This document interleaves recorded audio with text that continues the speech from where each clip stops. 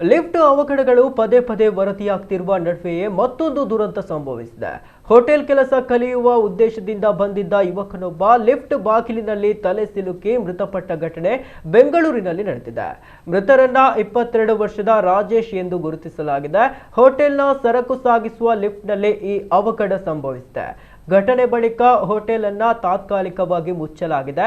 Rajesh hotel ಮಾಲೀಕ ಅವಿನಾಶ್ ಅವರ ಸ್ನೇಹಿತರಾಗಿದ್ದು ಹೊಸ ಹೋಟೆಲ್ ಆರಂಭಿಸುವ ಆಲೋಚನೆಯಲ್ಲಿದ್ದರು.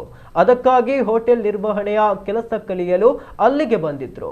ಈ ವೇಳೆ ಲಿಫ್ಟ್ನಲ್ಲಿ ಪ್ರಯಾಣಿಸ್ತಾ ಇದ್ದಾಗ ಕತ್ತು ಹೊರಗೆ ಹಾಕಿದ ಸಂದರ್ಭ ಲಿಫ್ಟ್ ಬಾಗಿಲಿನಲ್ಲಿ ತಲೆ ಸಿಲುಕಿ ದುರಂತ ಸಂಭವಿಸಿದೆ ಎಂದು ತಿಳಿದು ಬಂದಿದೆ.